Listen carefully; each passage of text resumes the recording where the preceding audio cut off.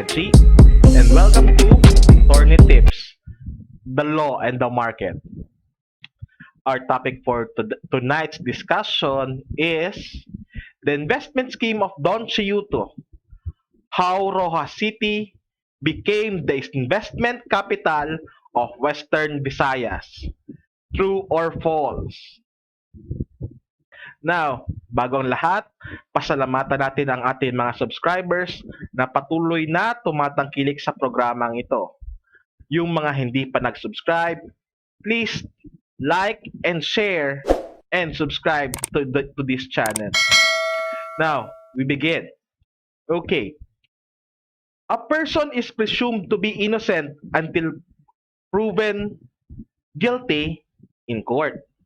With that premise, we will discuss how Don Chiyuto, or his real name, Patrocinio Calves Chiyuto Jr., as the man behind the multi-billion investment fund operation in ROXAS City Capiz.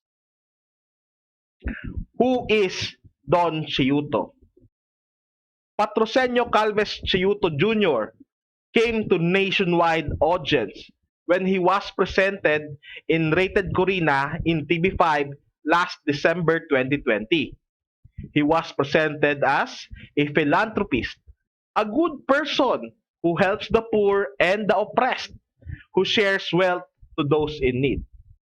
Further investigations on his Facebook page reveal that he was also a doctor of dermatology, or at least that was what he portrays to be in several pictures in his Facebook account. Now, a verification of his claim with the PRC led us to a dead end. There was no record found when you search the name Patrocinio Calves Chiyuto Jr., which leads us to a question. Is Doc Chiyuto or Don Chiyuto really a doctor? Or is this one of the irregularities of the Professional Regulations Commission in what? In not registering doctors who passed their exams way back in time. Okay? Now, this Don Chiyuto is also the head of the Chiyuto Creative Wealth Documentation and Facilitation Services, a corporation whose main purposes, as indicated in its certificate of registration, works as a documentation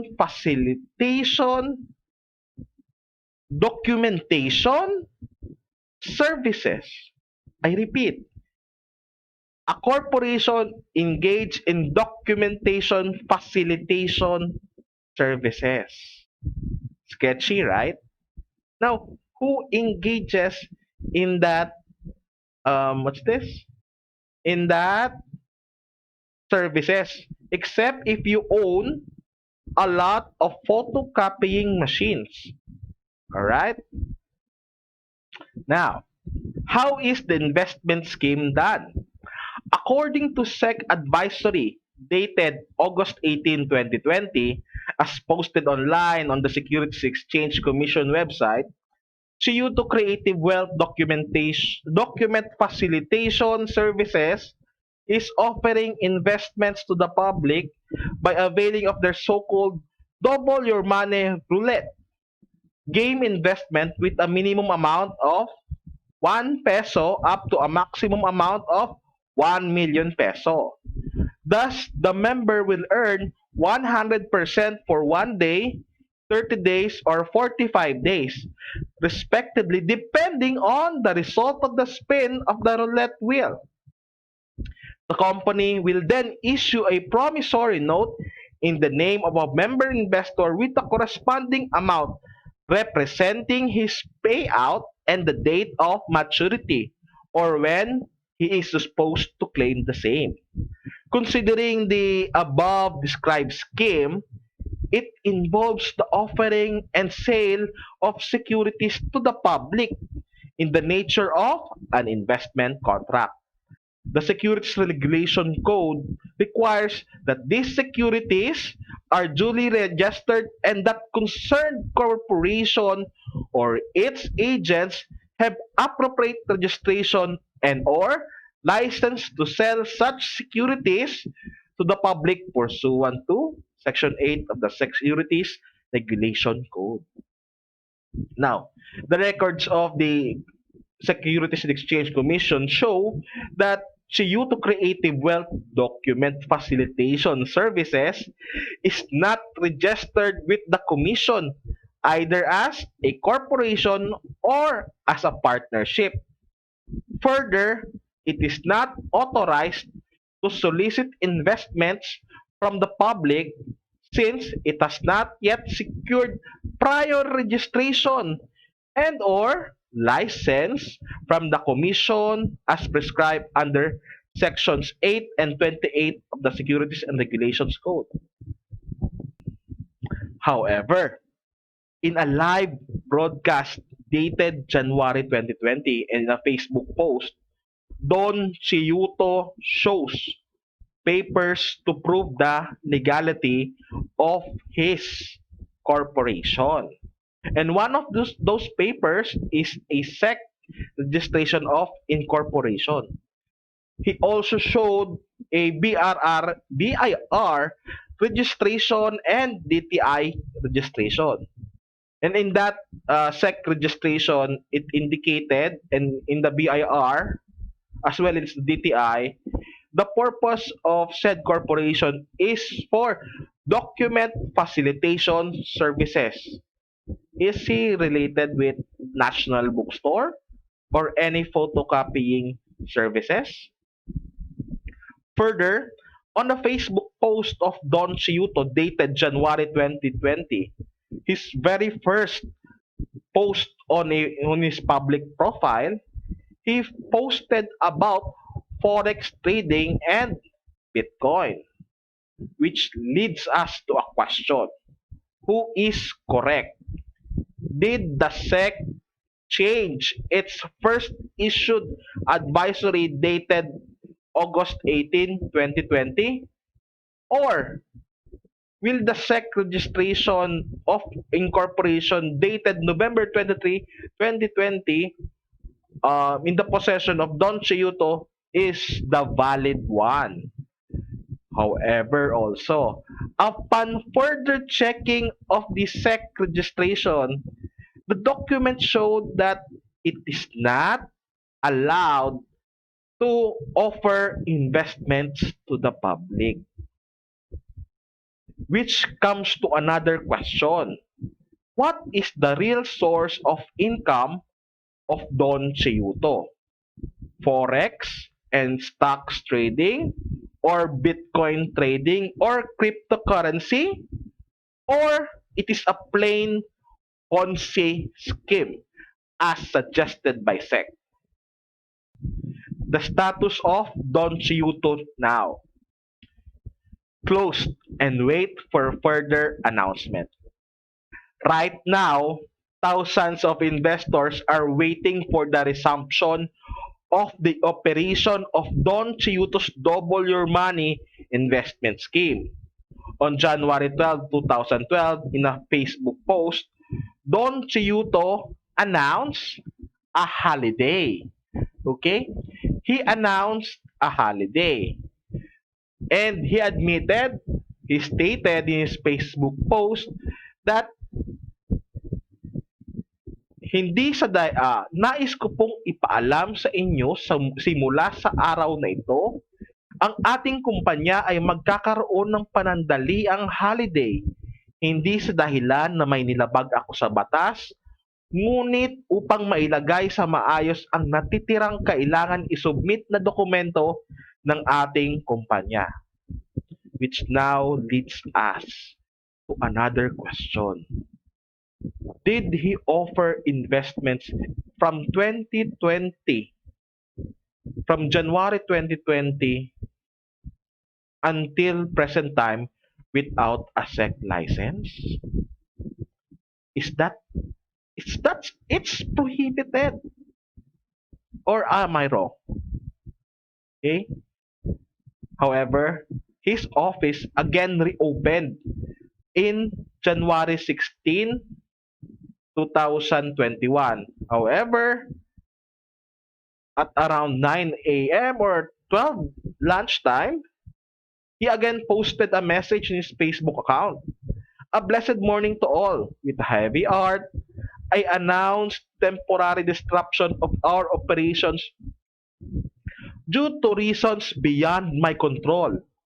Rest assured that this is momentarily as we await the release of proper documentation. Issues and concerns will be handled by the legal team, but I will just be around whenever you need me. Be patient because we have to do this for everybody's welfare. Thank you very much for your love and understanding. Why did Chiyuto's investment scheme close? With the disruption of the operation of the investment scheme, all fingers and even Don Chiyuto's account and all the investors of Don Chiyuto are pointing on one person. That is Manuel Mejorada, a, a vlogger in Facebook and in YouTube. He is also a former provincial administrator of the province of Iloilo. He is also a veteran journalist and has been a whistleblower of several scams and political corruptions in Iloilo. Actually, he has a pending case, or some say a pending warrant for his arrest for a cyber libel case which was filed by Senator Franklin Drilon. Okay?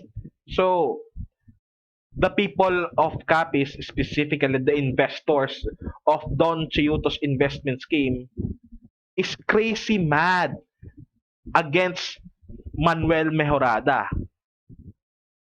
The question now is Manuel Mejorada right or wrong in his accusations against Don Chiyuto and his uplines? Now, it will be very long if we will discuss everything that Manuel Mejorada discussed on his Facebook and YouTube page. Now, if you have time, you can visit Manuel Mejorada's Facebook or YouTube page as the link um, is below. Okay? Now, let's go back to the point. With the closure of the business of Don Chiyuto, what can the small and big investors do? Let us first discuss your transaction, dear investors. When did you transact with Don Chiyuto? Apparently, those people who had transacted with Don Chiyuto sometime from December 1 until December 1, 2020 until January 12, 2021 are unable to get their money. Okay? So some investors are also complaining in the Facebook page of Don Chiyuto himself, those that have pay-ins around November. Okay? Second question, who did you transact with? Dear investor, did you transact personally with Don Chiyuto? Or did you transact with an upline? Is he really connected with Don Chiyuto? What is your proof that you entered into a transaction with Don Chiyuto or his upline. Take note, dear investors, since you entered into an investment contract, investors are bound with the terms of that contract, even if it's oral. For example, when a check voucher is dated January 28, 2020, you are bound with the investment contract and you can only complain after January 28, 2020. Only after the said date can you demand legally under the said contract. If upon demand the upline of Don Chiyuto or Don Chiyuto himself failed to pay, that is the time that you file a case. What cases what case can you file against the upline of Don Chiyuto or against the upline of Don Chiyuto? What cases can you file against the upline or against Don Chiyuto himself? If you are not gonna sue Don Chiyuto to the ends of the earth and you just want your money back, you can just file a civil case for the collection of the sum of money. Or you can just file for a small claims case. You don't need a lawyer if you will file a small claims case. In small claims, around if your claim is around 400,000 pesos, if I'm not mistaken, you can recover your money by just filing the proper papers with the municipal trial court of the place where you reside. Okay? Now, if it's bigger, you can file a collection suit against the upline or against Don Chiyuto himself. For that, we will need the services of a private lawyer. Now, if you see that this investment scheme is criminal in nature, you can file a case for syndicated or large-scale estafa. Now, the crime known as syndicated estafa is set forth and penalized by Section 1 of PD 1689. Okay? In essence, syndicated estafa is but a commission of any kinds of estafa under Article 315 of the Revised Penal Code with two additional conditions, namely, that the estafa or swindling was perpetrated by a syndicate and the estafa or swindling resulted in the misappropriation of money contributed by its stockholders or members or what's this? Funders from the general public. So, what is considered as a syndicate? They must at least have five in number and they must have formed or managed a rural bank or cooperative or any other corporation or association that solicits funds from the general public and that they form or manage such association with the intention of carrying out an unlawful or illegal act, transaction, and they use the very association that they form as the means to defraud its stockholders or members. What is the penalty for syndicated estafa? Syndicated estafa is punished by life imprisonment to death, regardless of the value of the damage or prejudice caused. So, dear uplines, I suggest that you take care of your downlines if you don't want a case to be filed against you. Otherwise, if these members or these investors don't recover their money, thousands of cases will will cripple you in 2 to 3 years time. Also, don't forget the SEC advisory. Those who act as salesmen, brokers, dealers, or agents, or claim to act as such for Chiyuto Creative Wealth Document Facilitation Services in selling or convincing people to invest in the investment scheme being offered by said entity, including solicitations and recruitment through the internet, mind you guys, may be prosecuted and held criminally liable under Section 28 of the Securities and Regulation Code and penalized with a maximum of 5 million pesos. Fine of 5 million pesos. Or penalty of 21 years of imprisonment or both pursuant to Section 73 of the SRC. So guys, dear investors, you now know what to do with this investment scheme. I now suggest to go seek the services of a legal counsel to better facilitate your issues. That's it for now. And if you find value in this video, please press the like button and subscribe to my channel. Thank you and good evening.